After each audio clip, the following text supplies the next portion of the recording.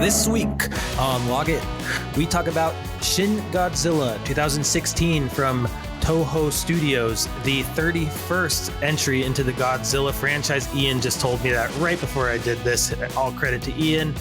I am here with Ian and Angelo. How are you guys doing? What's up? Hey, doing good. Always happy to be back. What up? Very happy to have you guys. Did you guys get a chance to watch Shin Godzilla? Of course. Yes, I did. Oh, the assignment. Good. Yes, it was. What's up? How's it going? Good. I woke up and watched this movie. Nice. Yeah. And Angelo stayed up late and watched it, I believe. Yeah, I had four hours of sleep, but I'm doing great. It's still fresh in my brain, just all the roars and me wanting to still go to Japan after seeing disaster in the film. Yeah. I still want to go. I felt like it made me want to go even more. Really? I was so encouraged by this movie. That's true. A movie of cooperation. Just coordination and yeah, it was great. But we will get to that. Want to start off with a question. Ian, you have one. Okay, boys. My question of the day is, what was the last movie you watched on an airplane? I gotta know. So I usually bring my iPad and have my own selection, or on my phone I download stuff as well. But the last time I actually watched one from the planes selection, I was going to the Philippines for my cousin's wedding a few years ago, and I think the only movie I can remember watching on the plane was Solo: A Star Wars Story, because that was one of the only options that got me kind of excited to rewatch it. And It wasn't on home video yet. It was just still like freshly out of the theater. And I'm like, you know what? I'll watch a Star Wars movie on a plane. That should be thrilling. And I actually enjoyed it on the plane. That's good. How long is that flight? It was like a 15-hour flight. Oh my God. With a layover in South Korea for like a couple hours. So it was like a 18-hour day for me.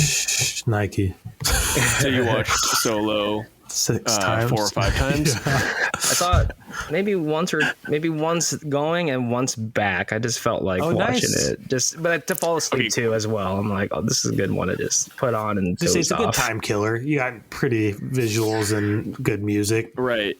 Did that change your opinion on the movie at all, watching it?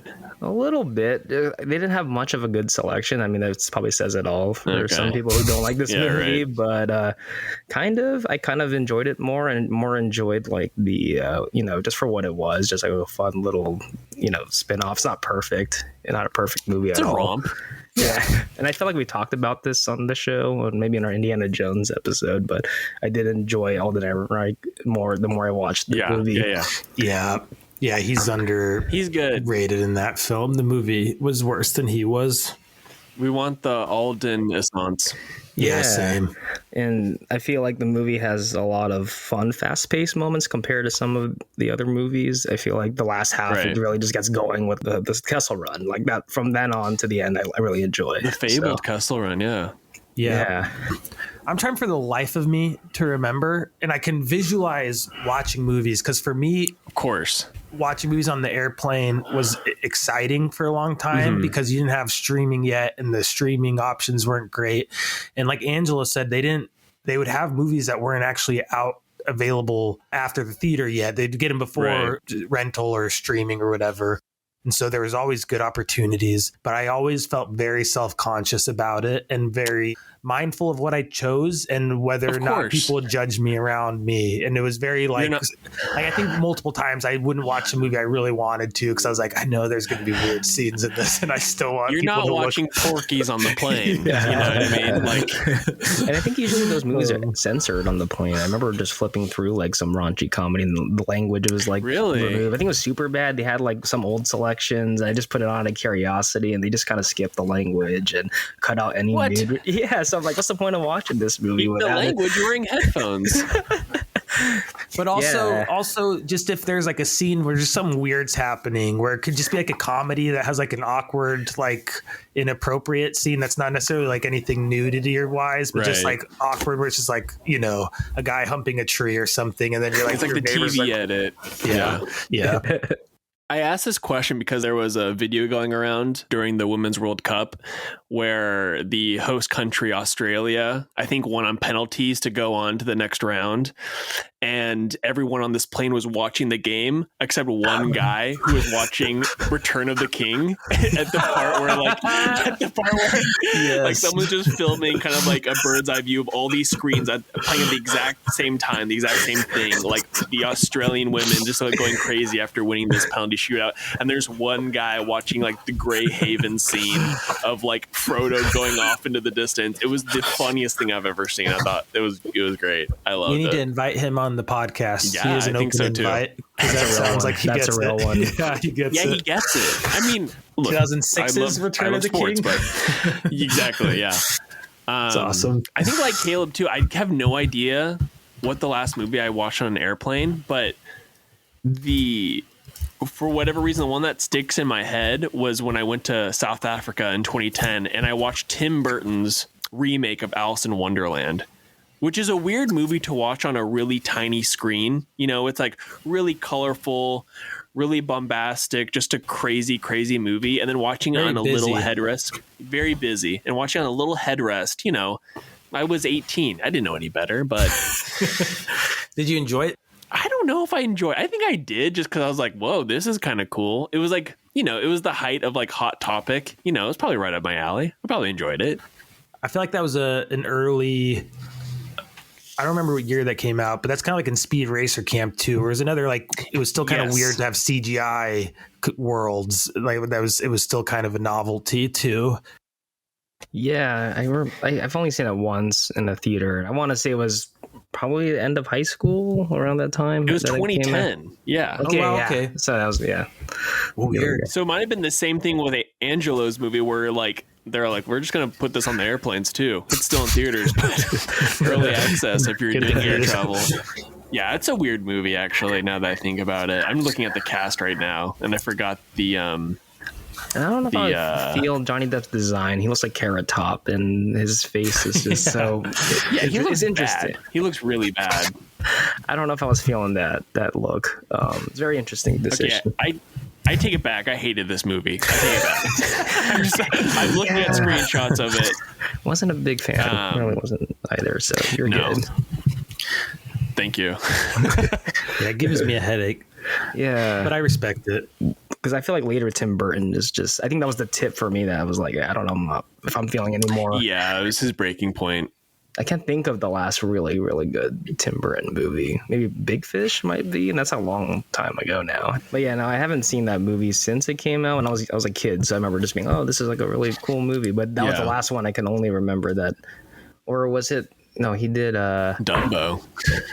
I didn't see that. I didn't see Dumbo. You know what? Our frontal lobes weren't fully developed, so like we were taking everything. You know what I mean? We were just like, new movie, let's watch it. I do love Ed Wood though. I think Ed Wood might be my favorite Tim Burton movie. Oh yeah, that's on my watch list. Yeah, it's good. Check it out. And Ed Wood Scissorhands. Dang it, I butchered that it. too. I do love that one. No, he used to make some bangers. There's no doubt about it. But we're here to talk about Shin Godzilla. Before we get to that, we are going to talk last four. Angelo, would you kick off last four for us? Sure. All right. So my actual last four, without you guys looking at my profile right now. So if I'm going to say the last four movies I saw recently, disregarding the review of Tokyo Drift. Yeah. Doesn't count. So the last one I logged, first one of the four I logged was 1989's Look Who's Talking. I was at a friend's house. We were just had in the background while hanging out. I haven't seen that since I was a kid, and I was very surprised that it's not really a kid's movie. There's a lot of like sexual imagery in the film. It's kind of a creepy baby, right? Voiced by Bruce Willis. Weird baby jokes. Yeah. Does the mouth move? No, it's all like subconscious. Okay, good. Which it had its moments because you just see this baby growing. Dude, I kid you not. It was giving me like nightmares seeing you seeing this fetus inside Kirstie Alley's tummy. My god! Yeah, it's weird. It's a weird movie, man. I was very like, we were all laughing, having a blast, just partying and watching this in the background. I was very like shocked with some of the designs and kind of creepy seeing a movie. The gestating baby. Wow. You can really kind of like Shin Godzilla. I was gonna say. Oh yeah, nice foreshadowing. Yeah. Because you could actually double feature this with 2001: A Space Odyssey, because the movie, if you've seen 2001 with its ending with a baby, and then this movie kind of opens up with like a baby in the womb, and the baby kind of looks like the baby from 2001 when it's in the stomach. But it could also be a double feature with Look Who's Talking Too. Which I don't know if I'm going to jump on that right away. This is just because I think Roseanne Barr is the voice of the other baby. So I don't know. No. Wait, so Bruce Willis is replaced by Roseanne for the sequel? No, his baby sister is Roseanne Barr, voiced by Roseanne. So it's Bruce Willis with Roseanne? Yeah. Oh no, that's awful casting. Okay, I'm actually have to watch that. That's amazing. Yeah, she's just doing the Pledge of Allegiance the entire time. I'm still recovering from this movie. It's very interesting, especially young Travolta was good, and there's a lot of like really expensive car chase action in this movie that feels like they're trying to film the French Connection at times, and I feel like a lot of 80s movies did a lot more of production in terms of like not just being a silly comedy, especially. Yeah. Yes. There's a lot of thrill. Wait, so I have to ask, what city does Look Who's Talking take place in? I want to say New York, because John Travolta plays a cab driver in the film that is taking care of the hospital. So do the car chases take place in New York City? Yeah, during the daytime. Dude, that's fun. Yeah. That's fun.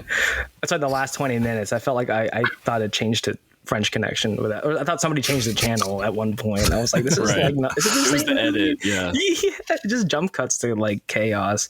But it was interesting rewatching. I haven't seen it since I was a kid, and I was just happy to find out this was like, oh, this is not really a kid's movie. This is like a weird adult movie, but also a bizarre. Yeah, it's really bizarre. I thought it was a bizarre movie overall. I'm intrigued. I'm intrigued by that. You've got my attention. And the next one on my 4 was I just was been itching towards a summer type movie, but also horror since we're bridging towards the fall season. So I rewatched Jordan Peele's Nope from 2022 last year. Awesome. And the movie just gets better every time I watched it. Yeah. And last viewing, I actually thought was perfect. I felt like everything just felt like I just felt the emotion even harder by the end. Even if I've seen the movie, I know with some of the reveals, but it's like what his inspiration from like M. Night Shyamalan, he likes to have things layered throughout where everything kind of does add up to its finale and everything made sense. And I think it's awesome. I think it's pretty underrated. I think it's going to hopefully grow and people will start appreciating it as time goes on. Might be my favorite Jordan Peele movie. I know that might be a bold statement. I think it might be my favorite too. Yeah. Just love the aesthetic. A lot of anime influences too. I'm not a big anime guy, but like a lot of the comparison shots from like Akira, which is actually a movie I love, or just like all with like the motorcycle or stuff, even like the kaiju-esque monster. Really cool. With the motorcycle as well, or like the motorcycle stuff from exactly. It's like it's a shot. Yeah, shot for shot. Wow, I didn't know. I've never seen those comparisons. That's really interesting because like it's funny we were talking Speed Racer, just how much influence there was because based on an anime, but then just the Wachowskis are so influenced by it. I didn't feel it in Jordan Peele stuff or in Nope specifically at all, which is cool.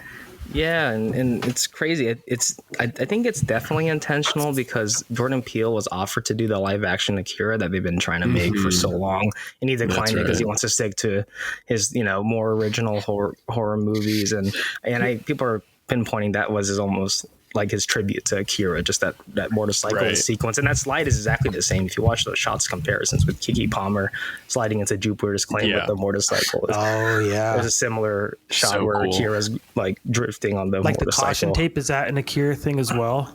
I don't see. Not necessarily the caution tape, just more the move that she when she slides. That shot where she slides in front of the frames, very similar to Akira. People pin I always thought the caution tape thing was so cool, and I was wondering what the inspiration was, or just that it looked cool because it's just such a great moment. That's awesome. Yeah, it goes with the inflatable balloons. I love those guys. Yeah. So I feel like that caution tape kind of goes with it. And that's just like I just wanted to add is I also agree. I think it's my favorite. I don't know if it's like his like best. It might be his best too, but it's definitely the most fun. And I love it too because the twist doesn't ruin rewatch. It actually like improves it, which is like what a good twist should do. Yes. Yeah. But just like such a well built movie. Just that the alien's not an actual like ship full of aliens. It's that it's like a creature. Right. Yes, at the beginning you're kind of led to believe it's possibly like little creepy guys. Right. Okay, got it. There's that great scene where the aliens pop out and scare him, but it turns out to be the Jupiter Claims kids. Yeah. But then that was like him giving you the scene that you thought the movie was going to be, and then be like, nope, not that movie. And so then like after that, it's a great beat. The shots of the people going inside the alien, like in its stomach, and you see all that stuff is so crazy. I love the way that's shot, and the visuals are just like so beautiful. Yeah. It's definitely got some of the best like original moments I've seen on film. Like I've never seen a creature above a house like throwing up all this or digesting all the people's like blood all over the house. I always forget about that scene, and every time I watch it, I'm like, holy cool. And hearing all that screaming and crying over the house is so horrifying and so well done. Like the sound design in this movie is fantastic. The production design is fantastic on the film. Definitely, like, it really does like its own reverse Jaws. Like there's a lot of just iconic moments in the film, and when you hear screams in the sky, especially when you know the twist, you're like, oh crap, that's someone just being eaten, like flying around that farm. So it's pretty haunting, and just I think it's well done. It's definitely a well done movie. Yeah, and Keke Palmer was a revelation for me in that movie. She was fun, and also she was a lot of fun. Maybe my favorite role from the lead, whose name I'm blanking on now. Daniel Kaluuya. OJ. Yeah, Big Daniel Kaluuya. Yeah. Good actor. So good in so many things. Like Get Out, incredible, obviously. Yeah. But this role, I just love how he played, like, frankly, I don't find him boring, but he was almost like a Clint Eastwood type. Yeah. Or like a John Wayne. Clint Eastwood's a great comp. And just like kind of not like confident in certain situations, which was refreshing to see that he had like social anxiety and wasn't good with the crowd, but was still like very competent in his own way and was like comfortable just being his own person. Yeah, just a really interesting character that was really fun to watch and see how he doubles down on who he is throughout the movie consistently, where he could kind of fold and give up. Yeah, and he's such a good actor. He's good at emoting with his eyes. Like I could only compare it to someone. He doesn't need a lot of dialogue. Yeah.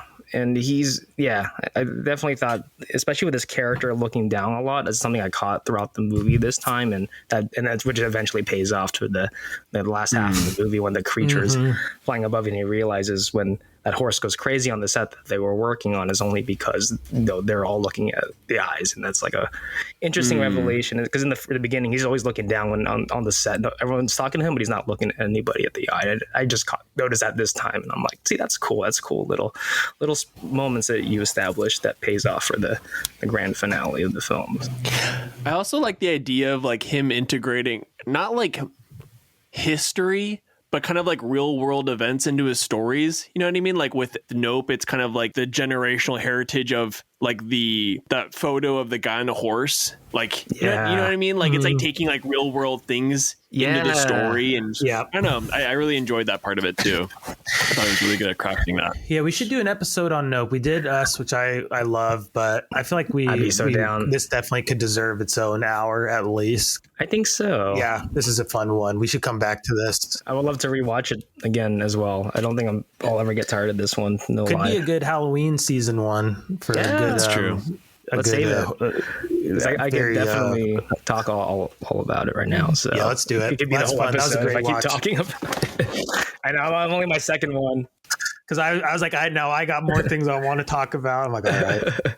The last two was in preparation for the movie we're going to talk about today. I also revisited 1954's Godzilla, the original. Nice. Whoa, cool. In prep for the episode we're going to do today, because I haven't seen it. I've only seen that movie like a couple times in my life, and it's always been like, far in between. I haven't seen this in years, and rewatching it now, I definitely like admire it a lot more, and I really see more of the more historical impact of the time and also the culture of Japan. Like I started to appreciate that aspect more than just only watching it for the creature, which as much as I love that Godzilla character growing up, but just to actually like look into the film itself, I definitely really enjoyed it. The next one I watched was the movie we're going to talk about today is Shin Godzilla, which nice. Is going to be, I can't wait to talk about this with you guys because it's going to be interesting. I'm glad you watched the original Godzilla because I watched that as well after Shin Godzilla. Nice. And so I'm excited to talk about that in comparison because you mentioned last week if you like the original, you'll probably like this one. And I really like this one. So I was like, I should try the original. And I enjoyed both of them quite a bit. Ian, would you like to do last four? Yes. So starting off, I watched the 2002 classic Phone Booth, directed by Joel Schumacher. Never seen this movie. Oh, nice. Fun. It is a great Colin Farrell performance. Mm-hmm. It's also a movie that like just can't get made anymore. We don't have phone booths. You know what I mean? It's a really cool contained story. That's true.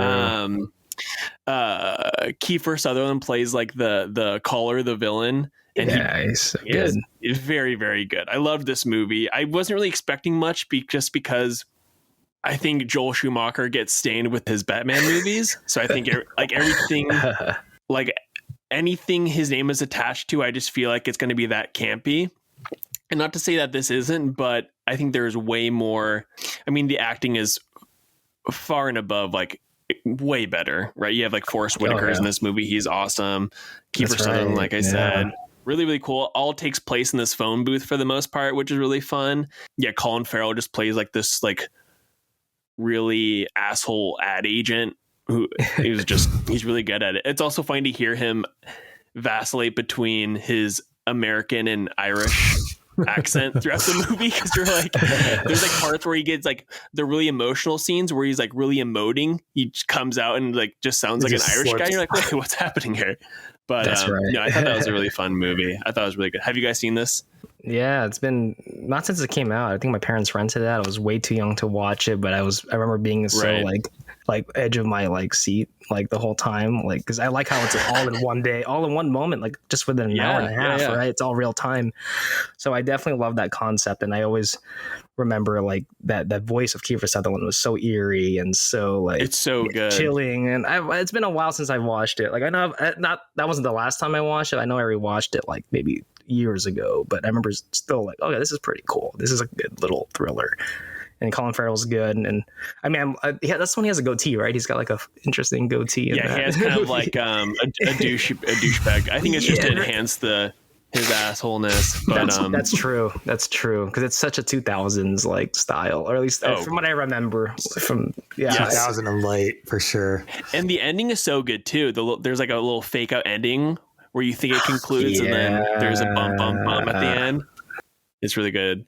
After that, I think last week I was talking about how I finally saw Silence of the Lambs for the first time. Yep. And once again, I watched an 80s classic,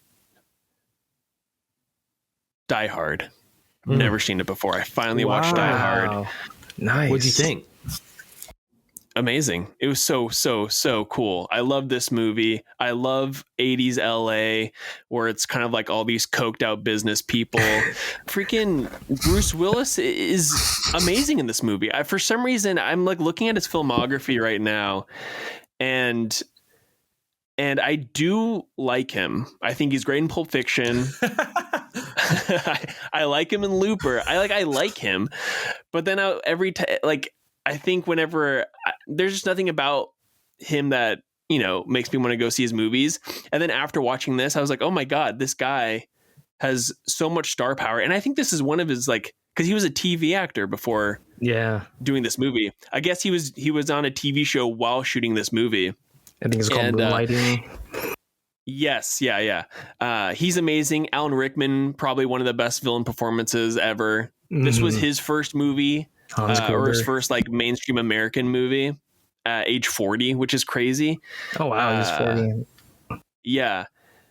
But so cool. And I think when I was talking about Silence of the Lambs, I was saying how like even though that movie is just so in the culture, like you know all the references and everything, but it didn't really take away from the movie. And the same thing with this. I remember when I was a kid, I used to walk around my house barefoot all the time. and I would pretend like there was glass on the floor, like John McClane, but I've never seen this movie. So I when I was watching this movie, I was trying to figure out how did that seep into my brain as a child without knowing anything about it or seeing it. But anyway, amazing movie. I love this movie. And yes, it's a Christmas movie. Okay. And then finally, I watched a movie called Togo. Have you guys seen this movie? No, but I saw it on your Letterboxd. I happened to see you watched it, and I was like, interesting. It's from 2019. Move over, Balto, because Togo's in town. Okay. Is that the Willem Dafoe movie? Yes, it is a Willem Dafoe movie about... It is a true story. And basically, Willem Dafoe is a... oh my God, what are they called? He's like a sled dog guy. I don't know what the correct term is. But anyway. So basically, the story is revolved around this town in Alaska. This disease spreads. They need to get medicine. So they have to enlist all these sled guys to go get the medicine from the closest town. They can't fly. There's a big snowstorm going on, right? So basically, Togo is the dog that basically helped this whole town. Everyone credits Balto. There's a movie Balto, right? Mm-hmm. He's the main dog. Balto didn't do shit. Interesting. Balto ran like 56 miles out of like 1,000, however many miles it was. Togo ran the majority of the miles. Does that make sense? Why didn't he get credit? Yeah. That's what I'm saying. It doesn't make sense. Balto just finished the race? Is that the thing where he was the dog? He's the one that brought the medicine back. Wow, what a jerk. I hate people like that. What a jerk. But anyway. Took all the credit. I loved this movie. Why? I love this. I loved Not even this to say movie. why. I love that you loved it. Is the dog CGI or is he real? A real dog. Okay, this is a real dog. I'm in. I'll watch it. With Willem Dafoe and a dog. Dude, Willem Dafoe rules. I'm into that. Crazy thing about this dog, the titular Togo, or the dog actor, should I say, is 14 generations removed from the original Togo. So this dog that plays Togo is part of the family line or the family tree. Isn't that insane? Yeah, that's crazy. That's insane. Interesting. Like I said, I cried. I might have just been really tired, but it was a very touching movie. Made me want to get a dog. I don't know. I kind of just watched this because I was like looking at the ratings. And people really liked it. And I was like, okay, interesting. There's nothing about it that made me want to pursue it, but I started it up. And yeah, where did it come from? What was the inspiration for this one? Was it your list? It was my list. Okay. It was my list of movies. Why do you think this got on the list? Because of Willem Dafoe or because dog movie? We can go down this rabbit hole. I would love to, genuinely. So basically, I watch list a bunch of movies just regardless. I'll just, so I have my. So okay, hold on. Well, I'm just curious why this got watch listed original, not why it came up, but why was Togo in the pool at all? I think just because a lot of people were into it. I think that's like the main reason. And also I like Willem Dafoe. Like I think he's amazing. Yeah, that makes sense.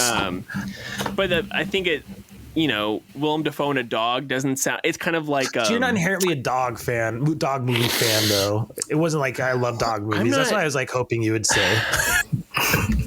I don't dislike dogs. I like dogs. It's kind of like kid actors. You know what I mean? When you see a movie that's kind of flanked by children, or that's like that's like the main cast of character, it's a make or break situation. And it's the same thing for dogs. Like I don't know, but I will say that this movie made me watch list a lot more dog movies. Snow Dogs, Homeward Bound, Snow Dogs. That's a crazy one. Homeward Bound did get watch listed. I watch listed Old Yeller. Classic. Which Homeward Bound, the original or like the 90s one? Oh, that's right. A good question. I loved them both. Well, I think I watch listed both. I was a big fan of talking animals as a kid. Babe, Pig in the City, Babe, original, of course, is a classic. There were a lot of talking animal movies when we were kids. Yeah. Dr. Dolittle. Pig in the City's pretty traumatizing, right? It's a weird one, but I loved it. Yeah. Anything in a monster in the city, a character you love in a city, Home Alone in a city. Yeah. I'm all about it. In a city, talking animals. Those are two things where it's a home run for me no matter what. That was our 90s childhood. Angela, the movie you picked, I loved when I was a kid because it was a kid in the city.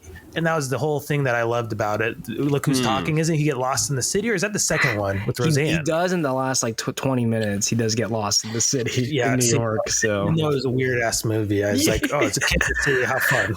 Yeah, and Babies That Was Our, if you remember that as well.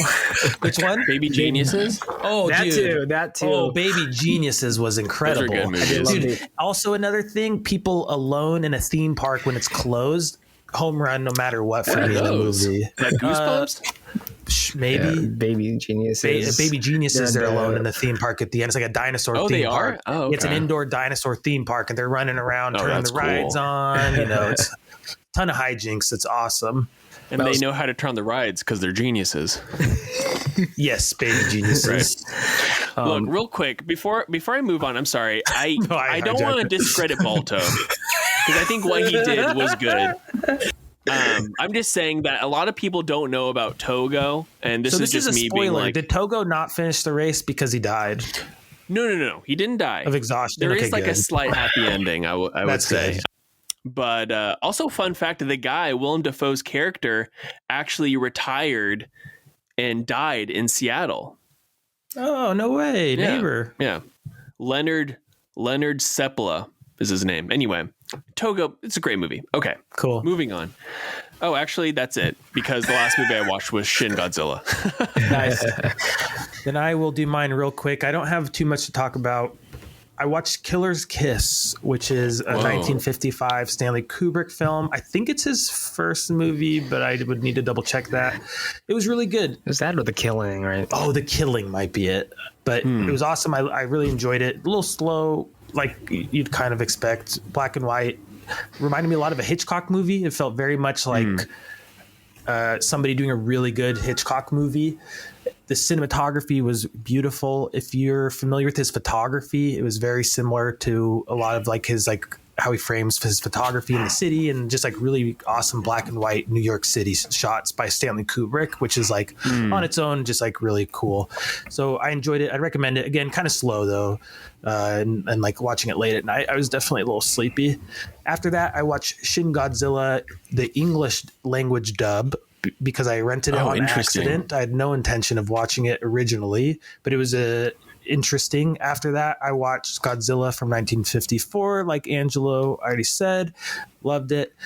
Then I watched Shin Godzilla, the Japanese language version, and it made a big difference, I'll say. All right, we'll take 5 and be back to dive into the Tokyo Bay waters of Shin Godzilla.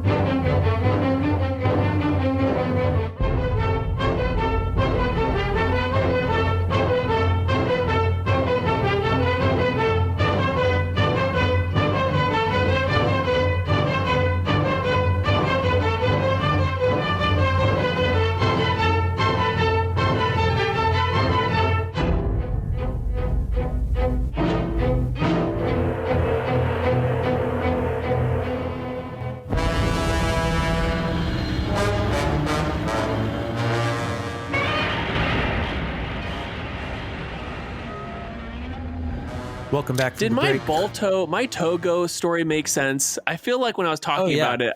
Okay. No, it made total sense. I do want to see it now. You were saying that he did all the work basically, and then Balto finished it and got all the credit. And so Togo is the unsung hero. It's I think it's more for the listeners. They're like, what the fuck is he talking about? What race? What is this? I think it worked out. No, and I've seen Balto as a kid, so that's kind of interesting. Me too. I was going to say, wasn't that the cartoon when we were kids? It was the cartoon. That was a great cartoon. It was awesome. I've never seen that in elementary. No, so people know. People know what's up. Shin Godzilla, before we went to the break, we were talking about the Japanese language versus the English dub. And Ian, I thought you might have a question. Do you want to jump on that, or should we just... Well, yeah, I was going to say, because I feel like that's a big... I know with like at least anime or like a lot of the Miyazaki films, there are like a lot of purists that are like, do not watch the English dub. Yeah. Watch the Japanese. And I was wondering if there was any comparison or any like similarities. There were.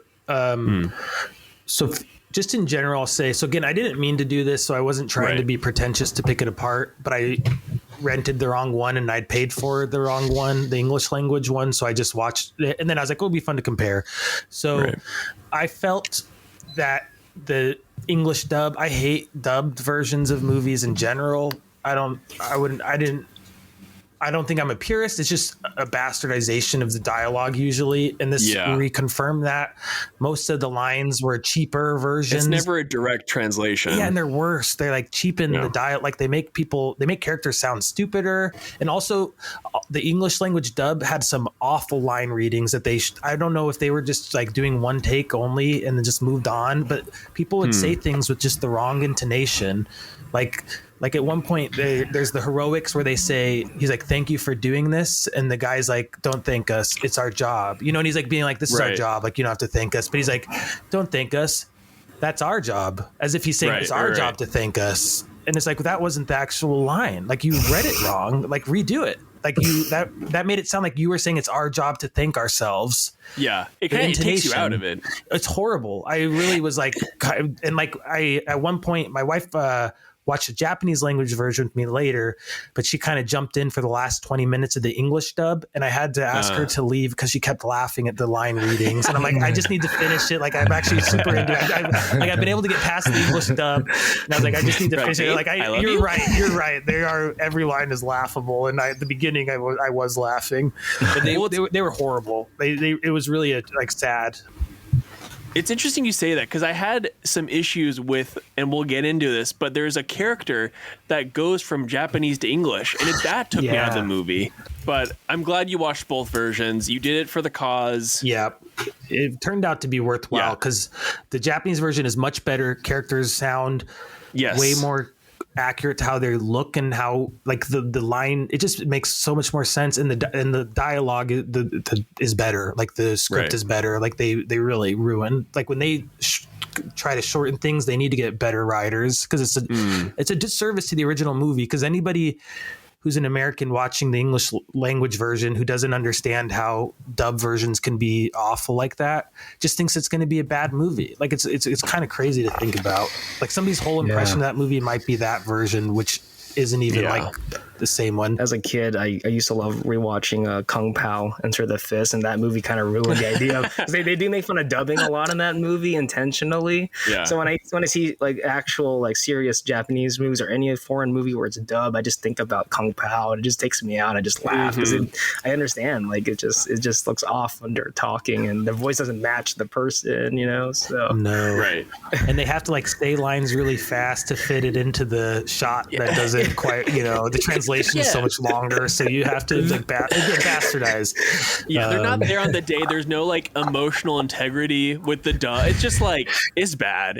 In this case, I don't want to sound like pretentious. Watch whatever you want to watch, but I would, if you want a truer experience, watch the Japanese language version with the subtitles. It's kind of a pain, and you feel like you miss stuff, which is a bummer. But ultimately, you get I felt like a better experience, and just the overall sound design's better with the original dialogue. Like having the awful dub version audio come in that just sounds like a person in an empty room, no matter what's the context of the scene is so distracting in its own right. But the actual movie, I had no idea what to expect for this. Truly, I was like a little worried. Like at the end of last episode, I asked Angelo if I picked a good movie or not, because I was like, I don't know if this might be kind of boring. I'm like worried this will just be there won't be much to talk about. I liked it way more than I expected to. And I was pretty hyped for the trailer originally. And it was kind of exactly what I had wanted from the trailer 7 years finally later, where I'm like, oh no, I should have watched it right away because it's awesome. It feels like I haven't seen the original. Look, I've only seen the 1998 Godzilla. Oh yeah, which I love that one too. Yeah. Which, first off, I would like to get into kind of our histories with Godzilla.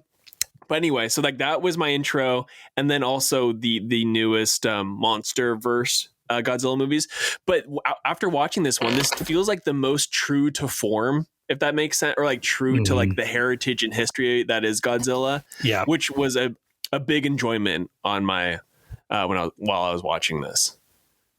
Yeah, I agree. This one definitely takes it back to like the more grounded roots of what the original was doing and being more about a statement than being just a typical monster movie. Because I grew up watching this Godzilla movies. I remember getting into the Godzilla background now, or are we still yeah, just no, talking go about... for it. Wherever you need to go to talk about it, man. Yeah, because, you know, growing up, I also grew up with the 98 Godzilla because as a kid on a birthday party, someone gave me a giant version of that Godzilla. So cool. I thought it was awesome. I had it on my shelf, and my parents were like, this is disgusting. Yep. Like, when every time they walk in my room seeing the shelf. But you don't get it. so like Godzilla was, I never like I feel like I always catch the movies on TV or in the backgrounds and places. I never like fully watched all the original Japanese until, I mean, I've only seen the original and I think one or two of them, and I still need to refresh my memory on those. But yeah, no, I people would always give me Godzilla toys as a gift. Like I had the original Godzilla and then the robot one. I think it's Mecha Godzilla, the Mecha yeah, Godzilla, tiny so one. Cool. So I always had like these cool toys, and I always wanted to like fully get into like Godzilla. But then we had the American remake, so we're kind of just used to like, oh, these are just like typical monster movies, destruction, which I know there's a lot of those, but this one really just goes back and just being like talking about more about Japan as like a character more than these other movies that have these typical, you know, cliche like family drama, like in the Gareth Edwards Godzilla. It feels more metaphorical than the other ones. Yeah, or like the American ones. Yeah, I agree. And I've seen complaints that the movie doesn't have enough characters to grasp on this film, but I really think it's not. This is because if you're gonna characterize things, it's just gonna be the King of the Monsters, the last one that came out, the American ones. I loved how focused it was on one group of characters. I actually thought it was so refreshing, and actually, watching the original, one of the little things that I wish that I would have preferred. It's not even bad. It's just like I'm realizing to something I like.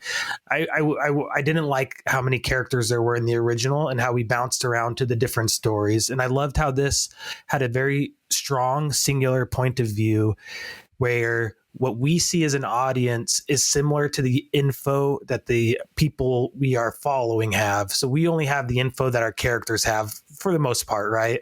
And so like so much of this movie is something happening for 10 seconds and we see Godzilla ripping apart a street, and then the next 15 minutes is everybody trying to understand what just happened and what to do about it. And so it's not like where they're constantly throwing action at you and it's just kind of chaos. It's like there's small little action. Like, again, it's kind of like how real disasters happen. Like I couldn't help but think about 9/11 with all this stuff, especially since it just happened. Well, that's what you're watching. You're just right. You're watching a reaction to a disaster and just kind of the red tape and bureaucratic mess that is involved. In the usual creation of a disaster is a moment. It's like 10 seconds or 30 seconds. Like if we're using 9/11 as an analog, you have the planes crashing. And then for hours, people are just talking about the planes crashing and what it is and trying to figure that out. Yeah. And then the buildings fall. And then for 26 years, we're just talking about what happened and trying to understand, you know, and what it means. Where I think if we had gone to people who were in the street and had a storyline about a family who was dealing with the crisis on a POV level, it dragged and felt like it weighed the story down. And then we're looking at like a 2.5 hour movie versus a 2 hour movie. Right. It's funny that you say that because there is a scene in this movie where I think it's like the first time you get like even a couple of minutes with a family. Yes. They're in for one scene. And they immediately died. You're like, great. These weren't even the people we were focusing on. I thought we were going to get a little side story about this family trying to surviving, but nope. And it's true kind of what you were saying too, Caleb, because I actually liked the Aaron Taylor Johnson Godzilla movie. I actually do enjoy that. And I do like the idea of it. I like the idea of it focusing on those characters and then having Godzilla kind of be in the background is like as this big, immense, like kind of, you know, monster. But yeah, you're right. I do like the idea of it not breaking up so much. Like you have like kind of your two, like you have your two banks of characters. You have like the government officials, and then you have Godzilla, even though you don't get like like a point of view from it or from him. But no, I like that. That was cool. Yeah, and I really like how you bring up like real life disasters, since the conception of Godzilla was because of. It's funny how I think the last few videos we've been talking about this movie and the real person Oppenheimer, about the guy who creates the atomic bomb. He circles back again. Hiroshima. So the whole concept of Godzilla really was the creation of it's more a metaphor of the fallout that happened in Hiroshima, and this is supposed to be a metaphor for like terror and all that destruction. So it's kind of interesting that like they're trying to go back to what that original kind of has, really about like destruction, but more like a something more relevant in terms of real life disasters, but using Godzilla as that like metaphor.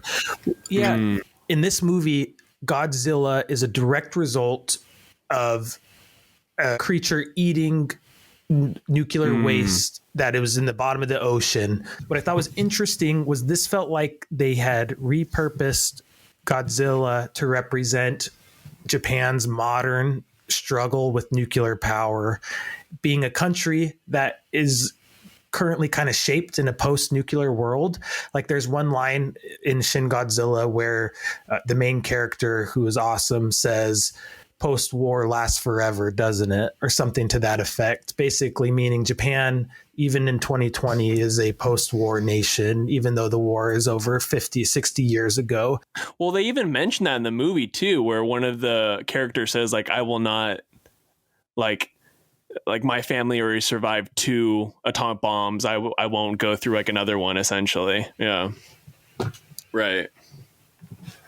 Yes. And I don't know enough about geopolitics to know how accurate this is or if it's a good opinion, but what it felt like to me was a country. The original movie was basically like, oh, nukes are this new power we can't understand, and we kind of want nothing to do with them. Like we accept this new power, but also like we've seen the horror. Like there's so many great shots in the original and in this one of kids in recovery and like makeshift hospitals, just like stunned in their faces. And you're like, oh, this was imagery from the nuke directly. Like this is obviously what people saw after the nuclear bomb, of these kids that were dead-eyed and had seen horrors they, should never see. To me, it felt like a nation that knows it's in a nuclear world now, where like nukes are part of it, but the way they have to deal with Godzilla in this movie represents the way they have to deal with like nukes, where like this movie acknowledges that nukes happened originally. They reference it a lot. In the original Godzilla, they never actually addressed the nukes. I'm fucking losing my train of thought. Well, I wonder, that's interesting because this movie was made in 2016, and I feel like it feels like a movie that was made during the height of like the whole Trump situation, North Korea, all this stuff. Like I feel like it's definitely in conversation with that.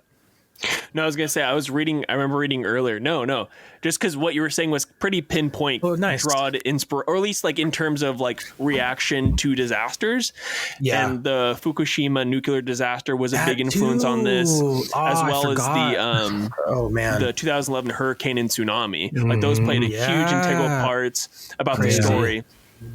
And I thought that was so interesting too, about how the movie is less based on like these personal relationships between people involved in the disaster and more the governing body and how they react, which I thought was really interesting, because I've never seen.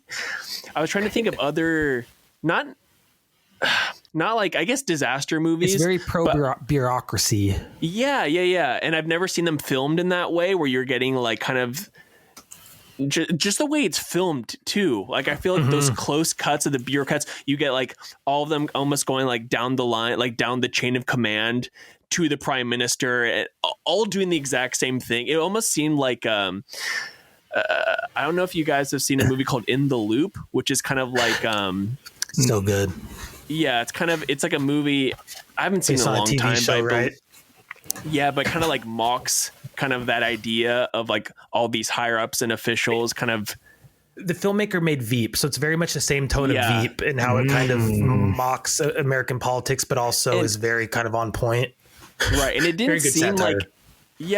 And this kind of almost felt satirical in a way too. I think just in the way it was shot and kind of just the characters, the representations of all the kind of the different ministers and the officials, and even like when kind of the U.S. government gets involved, they all kind of seemed like almost like puppets of what they're supposed to represent. I don't know if that makes sense, but it was just like, it was interesting. It kind of felt like kind of like mocking in the face of like, this is what, like when this happens, this is what essentially this is how it's going to play out basically. Dude, totally felt that. Do you know what movie I really wanted to watch, but I didn't get a chance to? Dr. Strangelove, or How to Stop Worrying and Love the Atomic Bomb, or whatever the whole name is. But that movie is all about what you basically described in this, where it's like mocking how this would be handled and like kind of cartoonizing all these like military people and just showing the absurdity of government, which is what I think does well. And then it gives you like this like superhero Luke Skywalker government guy who is like, kind of represents it. To me, it was like a total like the writer writing a perfect politician in his mind, where he's like he's of the people, he never goes home, he like, you know, but he still believes like in like he stands his ground, he has morals, he has a moral. Yes, and he's gonna stand up to the Americans, and like he's gonna advance Japan but also like remain honorable, you know. And also Edgar Wright, with how you were describing how it represents certain characters and like the editing of the scenes. My wife actually said it reminds her of Edgar Wright. But does that make sense? Like the way it was shot? Like, did you guys get that? Like the... Oh, yeah. No, I was going to say, I wrote in my notes, like it feels like it was filmed like a comedy, if that makes sense. Especially the scenes where it's like when it's just purely government officials. Yes. And there's some hilarious moments. There are some great beats. When the prime minister, he's like, get my suit, and it's just like an Armageddon type like flight suit. And I was like, oh my God, I love that. I thought it was so funny. Anyway, sorry. Also, when the main character, I can't remember his name, I'll have to double check real quick so I don't have to keep doing it. Rando Yaguchi. Yaguchi? What was that his name in the movie, or is that the guy who plays him? No, that's the name. I didn't know any of the characters' names. Like I forgot all the names in the movie. Neither. There's so much characters in this film.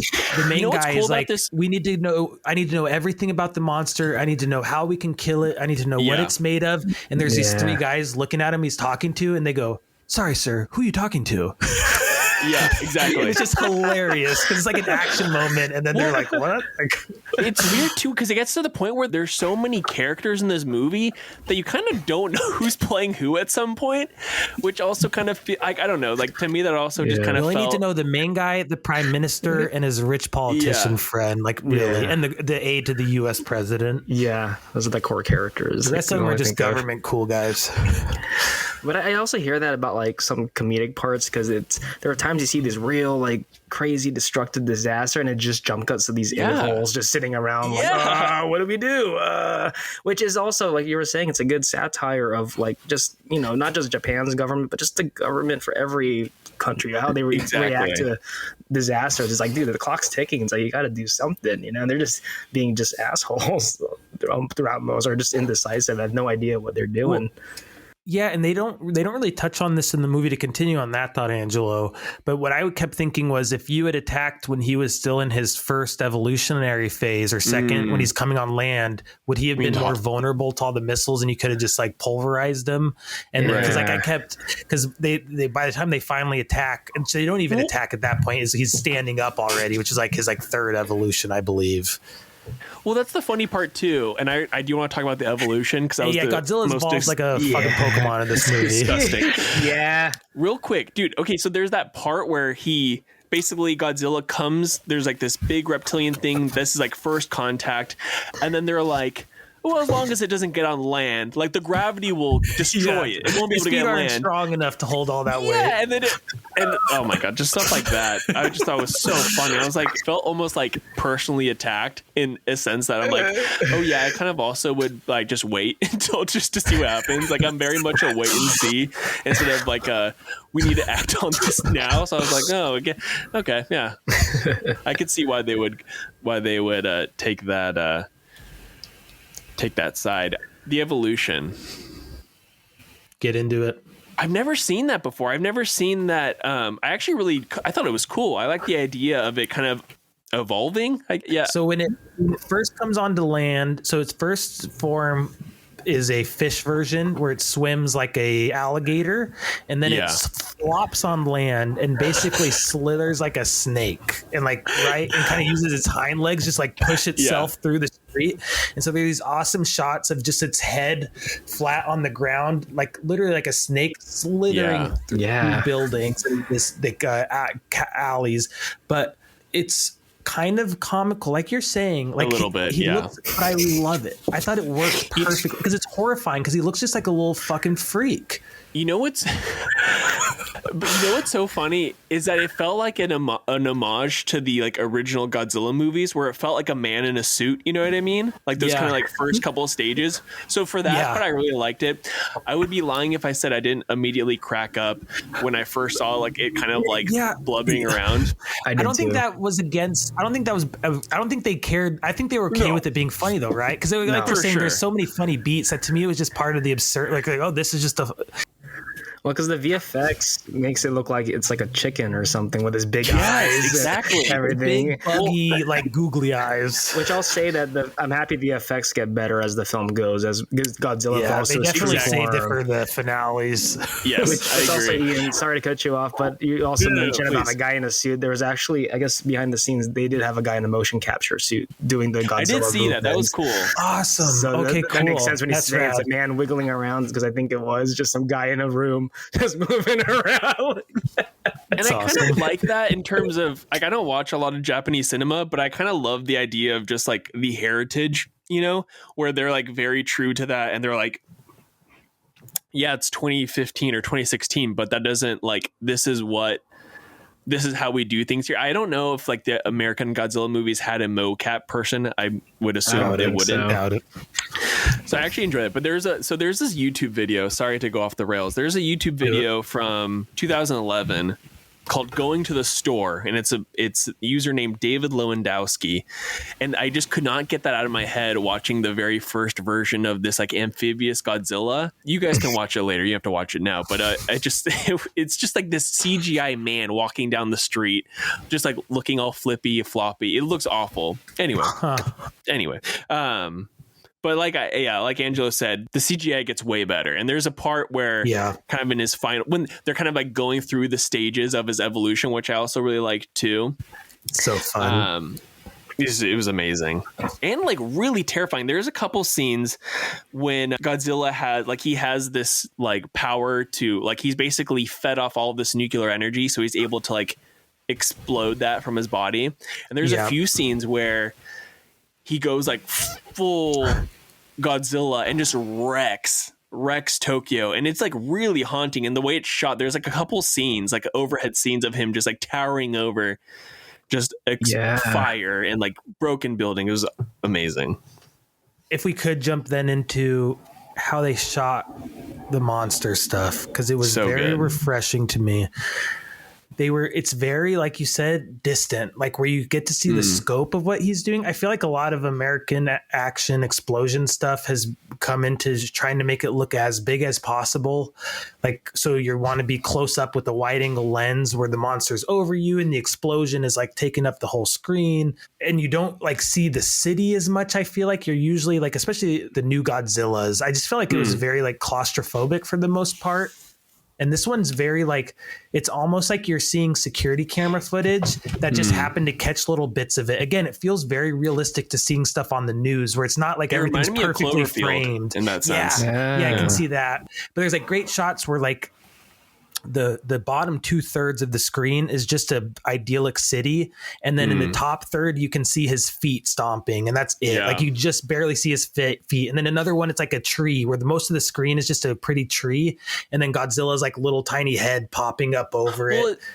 Yeah, it's such a smart way just to depict scale, like the scale of this monster. And they even talk about in the movie, they're like, it's getting bigger, and you can see that just in the way, dude. Yeah, the way they shoot him too. Awesome. Yeah, they keep getting wider. Like when he's in the snake form slithering through the city, there are a lot of close-ups that are more claustrophobic, and then as he gets bigger, you get wider and wider.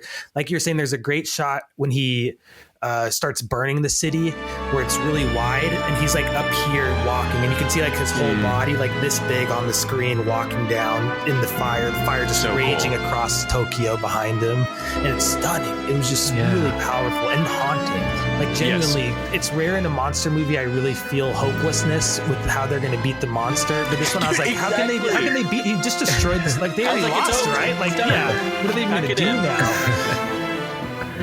Yeah, I think I love how like they pay homage to the original, where he just moves so like slow and chill around.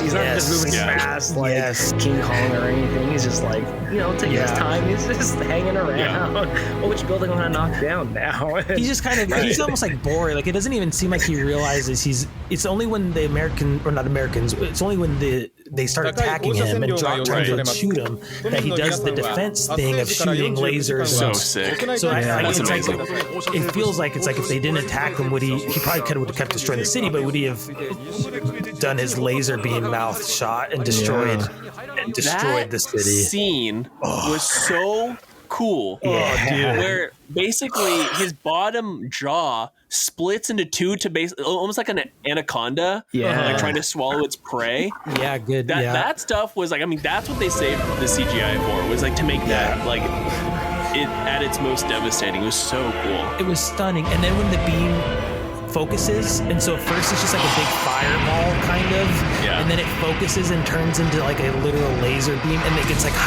the sound design in this movie, I think Angelo, maybe somebody already said it, but the sound design in this is incredible. Whoever said it already.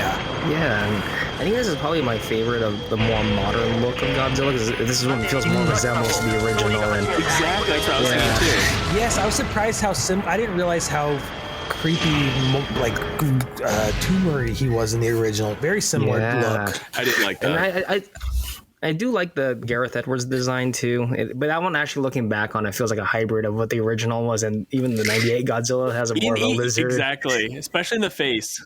Right. Yeah. This guy was way creepier than any other Godzilla I've seen, though. Well, there's like open wounds. It looks like, like where you can see you can see the radioactivity like kind of like coming out from its body. I love that. An interesting thing with this Godzilla, so he first emerges at the water. This movie opens exactly like the original. It has the same Toho frame of the Toho production company, and then it opens with these really haunting bangs. There's like 3 bangs over the titles, which is just like, between the two movies, made such an impact on me. I'm obsessed with it. And then opens with the wake of a boat. And that's the very first shot in both movies, and then both of the first exposures to Godzilla are on a boat in both movies. This time they're trying to find a scientist who's gone missing.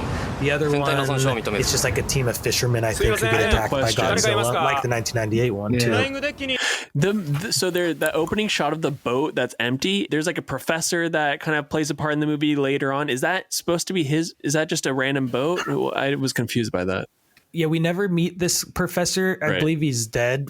Also, is he related to like? I thought he was like almost part of the original movies. They made it seem like some like. So this is interesting. So this one, I don't think we ever meet the scientist, but he's the one who unraveled Godzilla's genome, and he predicted Godzilla, so he knew about it because his wife died of nuclear radiation poisoning. Right. So he became obsessed with shutting down or depowering nuclear whatever, and so he figured out Godzilla was coming before and tried to warn people. And so that map that they realized needs to be origamied to be correct of the genome sequence or whatever, that was all them trying to uncover that guy's mystery. So he died, but they knew he had figured it out kind of already. But in the original, there's a scientist who invents something called oxygen destroyer that is eventually used to kill Godzilla. But what's really interesting is he's like a direct analog for Oppenheimer. So oxygen destroyer is a substance you can drop in water that will kill all of the life in the water and then liquefy it. So with one little drop of oxygen destroyer, you can wipe out all the life in Tokyo Bay, which would obviously be just so destructive to Japan's, ecosystem. And so in this movie, he refuses to let anybody use it, and he knows it can help kill Godzilla, but even then he's like, it's too powerful, and if it gets into the wrong hands, it'll be worse than what Godzilla can do, I believe. So I'm not going to let anybody use it. It's a big thing. They keep trying to convince him, and eventually he has one example of it, and he lets the sample go to kill Godzilla, but then he destroys all of his research, so no one can ever recreate it. And then in the end, which was a beautiful haunting scene in the original, they go down underwater and they dive to the bottom of the ocean, and they drop the or the oxygen destroyer. But the point is, he ends up killing himself at the bottom of the ocean too, again, so nobody can ever get this power because it's too destructive. Can I say something really fast? Just thinking about what you were just saying, it's so interesting to kind of, with the Japanese version, so with the American Godzilla version, from what I remember, it's like a lot of Americans trying to like harness Godzilla and have it almost be like their weapon, like the or military, like it comes the to their aid. One, yeah, or just or even these like the newest, the newest ones.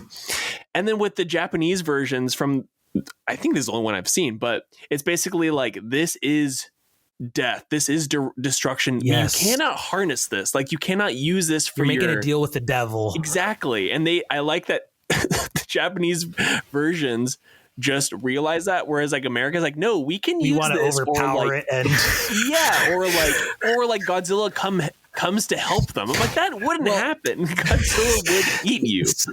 Okay, so now let's get into America Godzilla versus Japanese Godzilla, because there's some hilarious Shin Godzilla jokes about America versus Japan. First of all, the name Shin Godzilla. They make fun of the name Godzilla a lot directly, and they joke about how it's an American invention, so who cares anyway? We'll just use the Japanese version. Right. And that, I believe, is a callback to the original film, which in Japan was released as Gojira, which means God incarnate. 1954 is the original Godzilla. 1956, Godzilla, King of Monsters, ! I turned this movie on. The very first shot is the same. And I go, cool. They're opening it the same way. Shin Godzilla did it. Maybe this is a thing where every Godzilla opens with the boat wake and the boom, boom, boom at the beginning. And then they start recapping the last movie. And I'm like, okay, interesting, a little recap. And then they start adding a new character to the recap. And I go, so this is going to be about the wake of Godzilla from a new character's point of view. And it's an American guy. So interesting. They wanted to capitalize on the American market. So they added an American character for the sequel. Interesting. Then all the Japanese people are speaking English, and I go, I don't want to watch the English dub again. I want the Japanese version. Let me figure out how to get the Japanese version of this movie. Here's what I realize. This is a horrible, horrible bastardized version of the first movie. This is an English remake / like re-release where they took the original Japanese footage and shot an American guy to fit into the old footage. So it's literally just like a hack job. So the main character is the same guy who plays Lars Narwhal in the in Rear Window, who is the bad guy. So if you remember the murderous neighbor in Rear Window, he plays the lead guy in Godzilla King of Monsters, and he's a reporter from America who happens to be in Japan when Godzilla attacks. So we see the whole first movie from his point of view. Wait, so they took the original footage and shot new footage and edited into and just the original. Remade the movie to fit in with their new footage. So it's like they bastard. It's a horror. It's painful to watch. Painful. And I was so hyped going. And it's like, who did this? Why? This is a travesty. And so this is the movie where they named him Godzilla. And so the Shin Godzilla is making fun of the original bastardization of Godzilla into Godzilla King of Monsters, the American. And I haven't finished it, but I bet thematically it falls apart. I bet all of the like reverence towards Godzilla falls apart. I'm very excited. The guy like rides Godzilla into the distance or something. That's so funny. And so another thing with the America stuff, in this one, you mentioned the different takes between Godzilla films in America and Japanese. In this one, they actually talk about how the U.S. government is so interested in Godzilla because there's a new unknown elements in him that would obviously be a real advantage to have. And they're like, oh, well, this makes sense why the Americans want him. They want to mine literally, them. they don't even care about that for the most part, but that they know the Americans are just trying to get their hands on everything, which could be a commentary on the film films too. Right. Yeah. That's so funny. They're going to mine him for like minerals to make iPads and stuff. That's an interesting look, though. That's a nice meta way to see, like, how the Americans, took their creature pretty much and then commercialized that. Yeah. So that's very Kind of a fascinating mirror for observation. the franchises. I was going to say, that sounds like something we would do. And I might be reading too much into it, but I think for sure, like the naming for sure, they're making fun of America's Godzilla. Yeah, and I especially when this movie is supposed to be almost like a reboot of the whole Godzilla, character or creature. Yes, that you kind of yeah. Like this is because I was kind of confused. I thought this was still a sequel, so in the beginning I'm like, oh, is this a different creature swimming around? Like, oh, that's what I thought too. Yeah, and then you realize, oh, this is a when I looked it up, it is kind of a loose remake of the original. That's what they were trying to do, but more for the modern times of Japan and the world. And it's a good if we're talking like reboots, like in the Star Wars era, it's a fantastic reboot and like I agree. A perfect example of a movie that is made in the spirit and like the intent of the original. I kind of said this at some point, and I don't remember if we were recording or not, but this movie was extremely encouraging to me, and like I loved how pro humanity it was in an age of like cynicism and like anti like government, which I think is a lot of the time well deserved, but it was just nice seeing like a optimistic movie about leaders who really care about doing the right thing in their country. Yeah, I agree, and I feel like, not to keep harping on this, but I feel like if this was an American movie, there would be like a post credits scene where the American president has like some genome of Godzilla to recreate. You know what I mean? Like there's and like, they already have like three little Godzillas growing in tanks. Like we'll never lose another war with these guys. Yeah. Sounds like a remake of the 98 ones when they have the baby Godzillas. Literally, right? Yeah. And the military wants them, I think, in that one too. Yeah, I'd watch it though. And then even the new Jurassic Park, literally that too, where the military just wants to use them for the subplot with the raptors as trying to use them as weapons. You're like, okay, good luck. I would say I think I said earlier, I don't watch any anime. So I was actually thrown off by the music in this movie because it goes from like these beautiful strings. There's like a few sequences where it almost sounds like a James Bond theme song. There's a couple of those, which that's a compliment. I thought it sounded beautiful.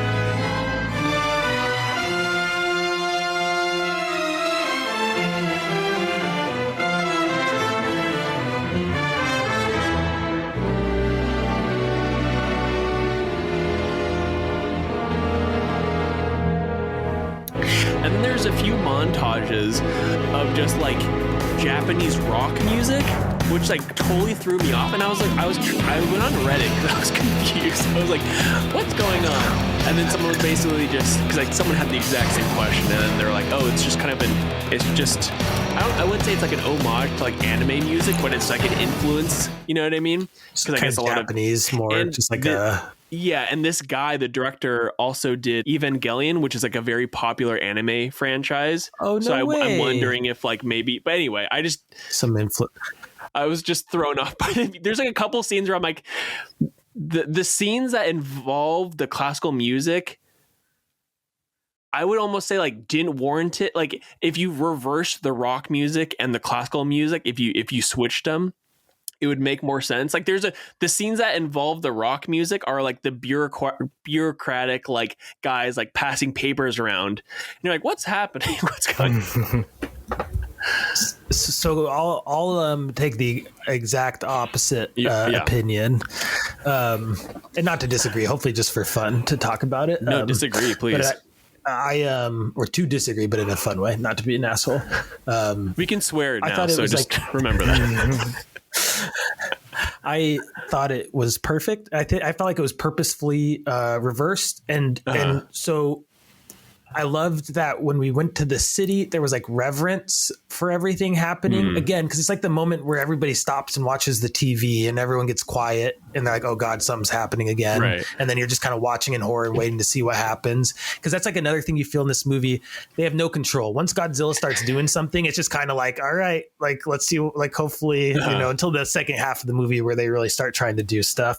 So what I thought was really fun about it was it makes the team stuff, the action moments. That's a really good point. For me, I didn't even think of it that way. I got hyped. So it's like, okay, what are we doing, guys? And then music would kick up and everyone's like talking and they're all like, all these, it's kind of like Star Trek 2 where there's no infighting. Everybody on the team has a common goal for the most part. And so you just get to enjoy watching a bunch of experts go, well, we believe because of this, that this is going to happen. And we believe because of this is going to happen. Like, sure, we're just getting reports that this is now happening. And everyone's just kind of doing their best to stay on top of it. And so it's like action. And then you're like, okay, I'm hyped. I think we're going to do it this time. And then you cut to Godzilla and he's just like, yeah. And it just stops. Like, oh, we have no power. It doesn't matter how hyped we get. This guy's just going to fucking walk through the city. And so then I'll also say the original has very similar sequences where there's big destruction that's horrible. And then it cuts to people in a room figuring things out and it picks up the music again. And so I do think it was kind of the rhythm of the original movie to a degree. Like, would you agree with that, Angela, or am I kind of misreading that? No, I agree. It definitely does harken back to the original. And also what you're saying, Ian, about anime, like this totally makes sense that the director originally came from anime. So this really does have a live action anime, especially with the music. That's something that's an anime thing. And I don't watch a lot of anime, but from, experiences and things I've watched, I could kind of pinpoint and see the comparison to that. Well, even in addition to what you guys are saying in terms of like the music heightening like almost like the team up nature, they also get costumes. They get like matching outfits, which is also like I actually loved because everyone's like basically like get into uniform and they're all these like flight suits. They all look really cool. It's like an astronaut. It's like you said. I think somebody said Armageddon, but it's like astronaut suits kind of. They look very cool. I want one. Yeah, those would be cool. Yeah, so I like that point of view of it just being like these are like the heroes of the story, Yeah. There's also a great moment. So the prime minister and all of his cabinet basically dies in a helicopter crash. Godzilla zaps him and he kind of takes over and starts his own team to like kind of start. I love that. He becomes the head of the emergency response, which in this case is everything. So there's this awesome moment where they have their new team and he's like, okay, everybody, you guys are the freaks, the weirdos, the outcasts, no one else wants. You guys are the people that are the pain in the ass. And I want you to like ruffle some feathers. So let's get to work. And then they like start throwing papers around. They're like, what? This is all we have? I'm like, yes, we need to fill in the blanks. It's your job to figure out what else. And then they're like, okay, here's our report. And I don't know, that stuff I just like loved. I loved. No, that was good. Like all of the shots of them like moving all of the desks, putting out all the laptops, getting them back. And just like getting out whiteboards. That pumped me up. And another thing with that is this movie, I kind of already said it with how they structure the movie, but just in general, stuff happens and then it gets talked about. Some movies like something happens and it's like a monster does a new thing and nobody talks about it. And you're like, you just saw the monster have a whole new power set and nobody cares. But that's incredible. Like, wouldn't that blow everybody's mind that it sprouted wings and can fly now? And then in this, again, they fly now? One thing happens. Oh, God. Sorry.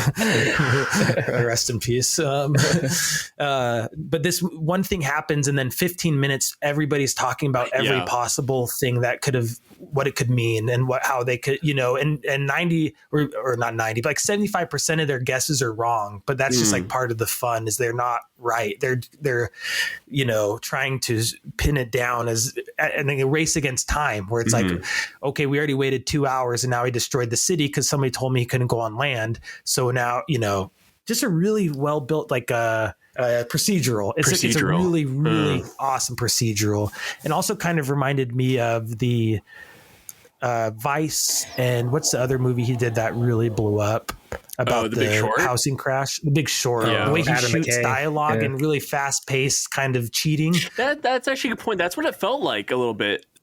And it's like a comedy, but it's not a comedy where like just really loved it. No, I definitely like the social commentary angle for this movie. And I think that's something that I feel like we're still going to get remakes. And I think the next one, Godzilla -1, is it a sequel or a remake again?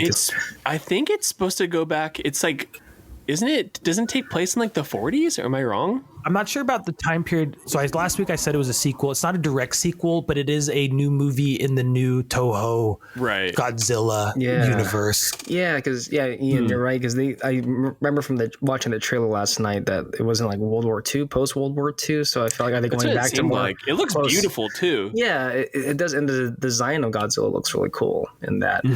But it's very interesting that it's almost another it's a similar movie again. We're going to get with the Tokyo and Godzilla. And so I'm very curious and what else would they do, what they haven't done in this, and what will they bring to this new one. So I'm very, very curious. I wonder if they'll start breaking out the other monsters soon. That's what I was thinking. They're bring out the is it Ghidorah or the Mothras?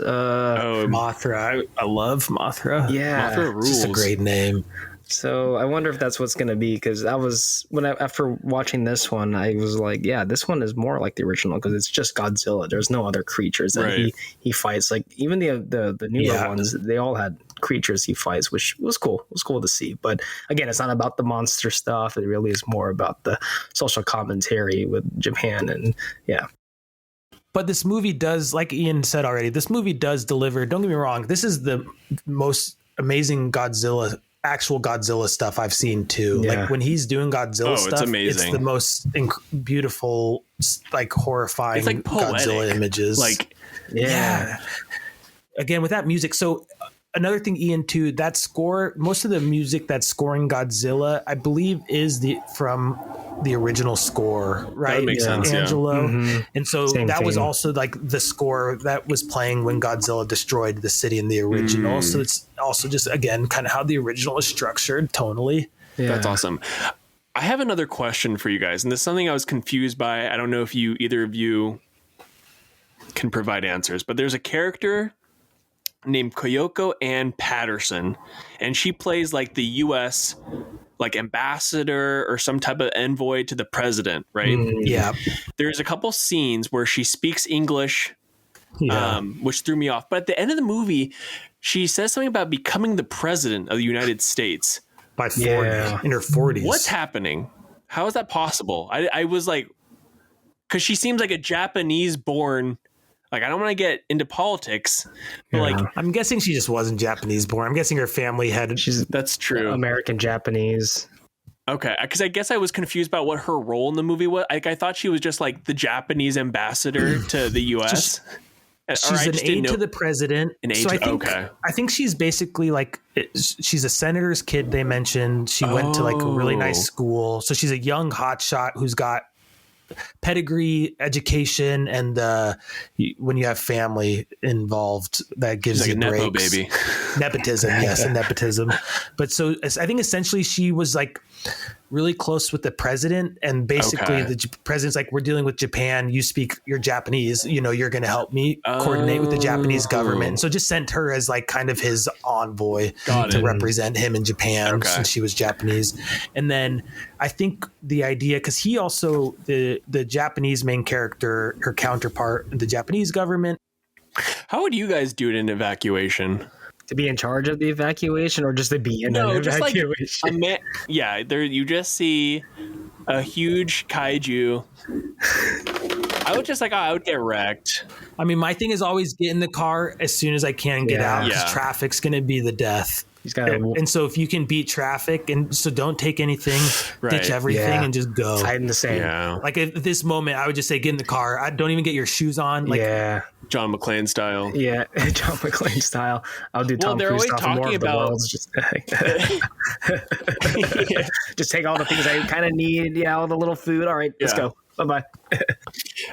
They keep talking about the earthquake that's supposed to hit Seattle, and I'm always like, I wonder. Oh, that's right. Where will I be if that happens? Come up here, Ian. Come up here. I know, I might have to take refuge. Get out of the city. So you're closer to the city of Seattle, Ian? Yeah, I'm actually close to the water though, which is like the big thing where it's like if there's an earthquake, there's going to be a tsunami. Basically, I'm like in the worst part. Oh wow! But we have a kayak, so like if there's like water in the city, we can just hop on the kayak. Yeah. So I love this movie, man. I thought this was awesome. I agree. I was very surprised and glad. I'm glad you guys liked it because again, I was worried it was just kind of a slow, foreign language film, which can be great. Also, I think I said earlier, this is not this is a movie that I watch scenes on YouTube. Like I remember just hearing about the what do you call that blast that he does from his mouth? What is that? It's gotta have a name, fire right? breathing. I forgot But what it's or called. just more specifically, like the beam of light. I watched that scene so many times on YouTube, and I'm just like, I need to watch this movie eventually. Atomic Breath. That's what it is. Atomic Breath, according to a quick Google, or Atomic Heat Beam is another one I'm seeing. That sounds sick. It was really one of the coolest, like, destroying a city monster visuals, or just like any calamitous city's fallen apart movie. Some of the most like haunting stuff I've seen. Yeah, and I mean, it's sad to see, but it's cool that this movie has no shame on showing like innocents really die. Like when the buildings are collapsing, you see all this poor little girl gets smashed. Family, like oh yeah, it's like whoa, it was so sad. It really was heartbreaking. Yeah. Like, wait, so that family's gone now? They're just gone. Yeah. Like, F, dude, F. No, I was just really thinking about like, wow, this really happened.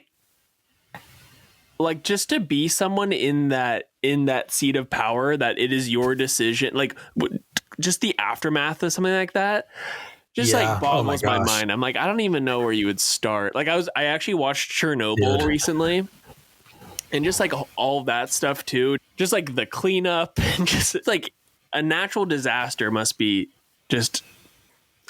This makes it sound like I'm just diminishing those moments, but I mean, just like the aftermath, this must be incredible. This made me think about Hawaii too, watching this and the recent horrible disaster in Maui, and just the failure of I know there's a ton of questions about what happened, and I don't know anything about it other than lots of people died, and it probably that's a failure of government ultimately, and whether or not it could have prevented, who knows. But I've watched videos of people who were there and escaped, but they filmed themselves. There's one guy specifically with an awesome video, or not awesome in a Godzilla sense. Like the scape, yes, like the scope. I'm in awe of what's happening. This just did a great job of showing how hard it would be to respond, and just how a bunch of people in a room talking, how easy it could be to get on the wrong track. Because like in the very beginning, the guy says, I've seen videos and there's a monster. And they're like, no, they laugh at him. And so they ultimately start on the totally wrong direction of how to respond to this, because some experts like, it's Magna. We're pretty sure it's Magna, sir. And it's like, okay, we're going to say it's Magna. And I don't remember the very first scene when they first see Godzilla, but I don't remember the conversation, but it almost sounds like a numbers game in their head. They're like basically like what, like the cost cuttingness. The boats we've already had to keep boats in the dock too long or something, which actually is like just really grim. It makes you think about things that are continuously happening in the world right now, and just how that's probably the end game is just like numbers versus human lives is just kind of gross. I actually thought for a moment this was partially about COVID too, and I had to be like, "Oh, this was pre-COVID." Yeah. There's a point where he looks at the screen. There's a few looking at camera moments that are interesting in the movie, but he looks at the camera and he goes, "It's biological, which means we can defeat it, and it means that we can understand it and we can like figure out how to beat it." And I was like, "Oh, that's about COVID." And I was like, "Oh no, pre-COVID, but still applies." Still, exactly. And that's what makes movies so great, right? The messaging kind of stands. If there's truth to the message, it'll be true like a long time. Before we wrap up, do you guys have any other last thoughts or any random stuff that we didn't quite get to? Same. This made me really excited for the upcoming Godzilla movie, which I feel like I would have watched eventually, but now I feel like I have to watch this right away. Like, and especially on the big, like, theaters, dude, I wish I could have seen this in theaters. Exactly. I told this story last week. We tried but missed it. When we tried to go to that one showtime in the only theater to see California. This movie? Yeah. I saw the trailer. I was like, this looks awesome. There was one showing, and I was like, well, yeah, we showed up early, tried to get tickets. It was sold out. And I regret it now. I got over it, but now I'm back to being majorly regretful of missing it. Yeah, we got there early too, like an hour and a half before, and it was already a line. It was like 9 a.m. for 11 o'clock showing. Yeah, I guess everybody had the same thought because I don't know how I missed it. There must have been screenings we missed before that. I feel like it was one of those movies that just had like special events that you had to like catch somewhere online. Rob, we were naive, and we couldn't even buy the tickets online. We were like, oh, why can't we purchase this? There's no link here. What is happening? It's so crazy, man. Travesty. What theater were you trying to see it at? It was the Lemley Theater in Pasadena, on Colorado Boulevard. Yeah, it's a pretty cool indie theater, and it was the only one showing that 10:30 showing or 11:30 one showing. There were probably other ones, but that was the only one I ever found. I looked. It was quite the journey to get there too, so it was funny. Do you know if Godzilla -1's getting a theater release in the U.S. or is it going to be another? I would assume so. So I don't know if this is accurate, but one of the theaters in downtown Seattle plays a lot of Japanese language films or just like even like Southeast Asian films, I've noticed. Okay. So I wouldn't be surprised if it got a release. There's a couple of independent theaters, so that would be cool if they were showing. I don't even know when this movie comes out, so. According to Collider, it's going to get a U.S. release in theaters December 1st. You say, yep. Great. Just in time for the holidays. Hopefully it's playing in a lot of theaters and not just one theater per state. Exactly. I know. In one showtime. Right. Do you guys know if it's the same director at all either? It's a different guy. Different. It is interesting. I want to look into this guy's stuff. You mentioned, what was the other movie you mentioned this guy had made, Ian? He did a couple of Neon Genesis Evangelion, which is like a popular anime franchise. I see that. And he also did the live action Attack on Titan, which I have not seen the anime or the live action. Oh, interesting. So I think that was I heard the live action was bad. I saw some visual effects sequences. I could see where they probably got him for like, for the VFX like and practical stuff. Well, interesting. I might have to check that out then if he directed it. I'm curious. Yeah. It looks like he's making a movie called Shin Kamen Rider, and it looks pretty sick. Interesting. And Shin just means resurgence. Is that true? That's American. Another title, Godzilla Resurgence, was another. That's the real title. Shin Ultraman. Do you guys remember Ultraman? Shin Ultraman. Yeah. Ultraman was badass. I gotta have like a marathon those and all these other Godzilla movies. Like, because HBO Max has. I'm gonna keep watching them. I'm gonna finish King of Monsters tonight, and I want to get to the next real sequel again. I know. I discovered it because I had this DVD back then that had the original and that movie on the second discs, and I was always confused. I'm like, well, what's the point of the second one if this is just like the first with this just white dude? It was like a double release. Yeah. Yeah, because the real sequel is Godzilla Raids Again. That's the one that's that's more of a sequel to the original. The true sequel. Cool. I watched the first few minutes, and that's already kind of in tone with what the original was trying to do. So, but good to know. Yeah, King of Monsters, people could skip. What year was that? Do you know? I think that was 56. So came out the same year as the American re-release thing. Oh yeah, around there. Cool. Wow.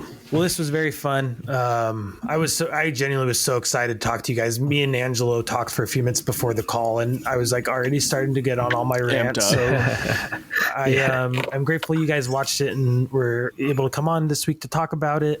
And next week, Angelo is going to be off, so it'll be me and Ian and maybe another guest. We'll see how that goes. Ian, yes. Would you like to pick the movie for next week? Yes. Okay, so quick question. Do you want to watch something that's kind of in line with The Fall of Man or something completely different? So in the line of The Fall of Man. How does this sound to you? Okay. Ready? Rise of the Planet of the Apes. OMG, the 2000 newer one, right? The newer one, which I think... Yeah, let's do it. In my mind, one of the most underrated movie franchises. Have you seen these movies? This will be a fun one to talk about. I'm excited. People, I've got notes where you gave me notes, I think early on, that we need to disagree more. So this will be a great opportunity to talk about how we feel about a franchise very oppositely. Okay. I hate the Planet of the Apes movies. The new ones? What? Okay, hold on.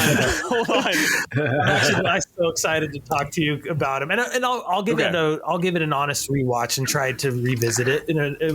Maybe they'll have changed on me, but originally they gave me a headache. There's just too much CGI. Oh my god! Well, yeah. I just remember like there was a lot of cool, thrilling storylines in the sequels. Dawn and War gets pretty interesting. The sequels are amazing.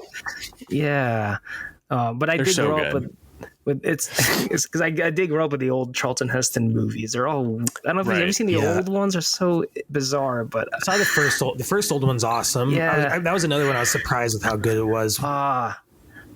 If you guys talk about this when I'm not around, we got to talk about the old ones at one point because it has an interesting storyline. We can definitely do a follow-up.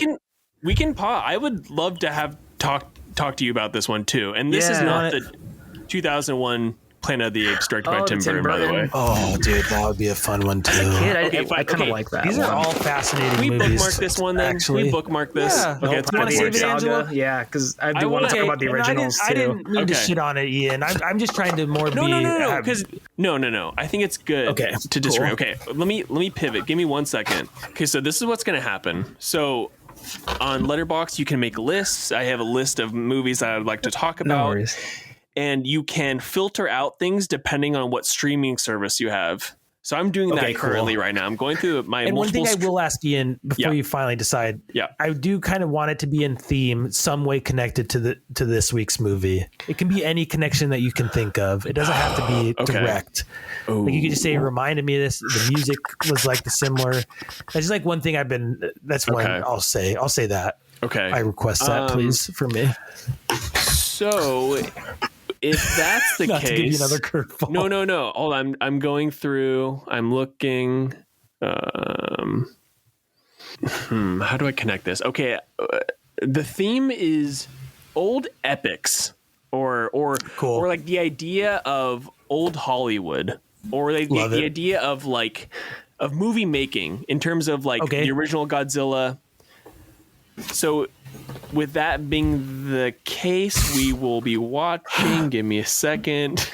Angela, I'm so sorry if you want to watch this, but we are going to watch Mad Max Fury Road. Ah, nice. Angela, I can pivot. No, we can talk about it. I feel like I've talked about that movie, but not on this podcast. Yeah. So we could always do another Mad Max episode about a different movie, but yeah, it's fine. You guys can talk about that. Especially that deals with nuclear fallout. Okay, hold on. So we can do that. Or there's a found footage monster movie out there. I know there is. Or when I was so my ode to old movies was Hail Caesar. That was my other pick. I'm into that. Oh fuck. Okay. Well, this is gonna have to go to the wheel. We're gonna go to the wheel. We're gonna Hail Caesar. Yeah, go to the wheel. We're gonna add Hail Caesar. And we're not going to be adding the other Caesar, Rise of the Planet of the Apes. So we will be going to Mad Max. They're saving it. That's funny. And let's add a third movie just for fun.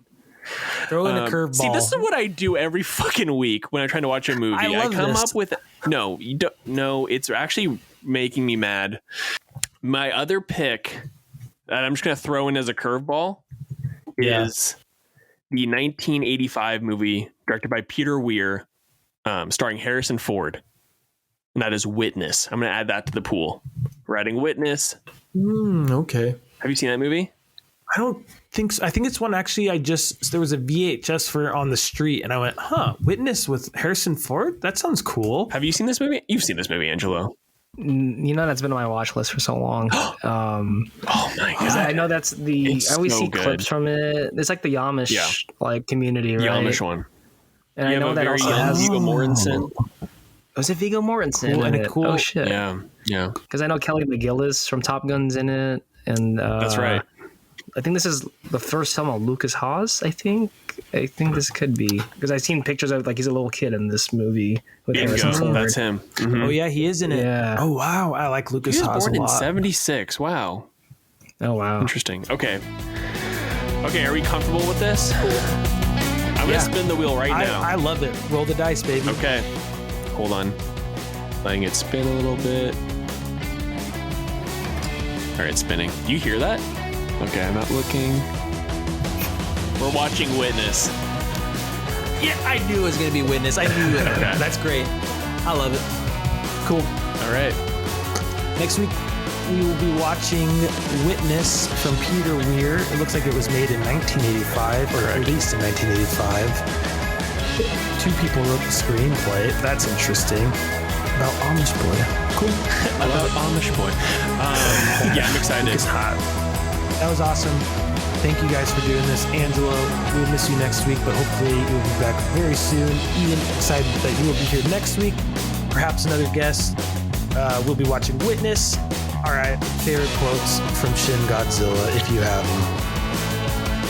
I think my favorite quote from the film was when they get the call that Godzilla's walking towards Tokyo, and then one of the politicians like face one was like, oh, why is he going to Tokyo again? I don't know why, that just made me laugh so hard. And I think that's my favorite Does he line. actually say that to her, or just his face? He said that. I think he says, why is he going to Tokyo again? And he's just so frustrated. That's great. This is from Hiromi Agashira, and they say, man is more frightening than Gojira. Nice. Not bad. So true. And mine would just be the when he's trying to tell everybody the action plan, and the 3 confused guys look and go, who are you talking to? It's just such a great beat. Well, cool. All right, everybody. You know what to do. Go watch a movie. Go watch a movie. Go watch a movie.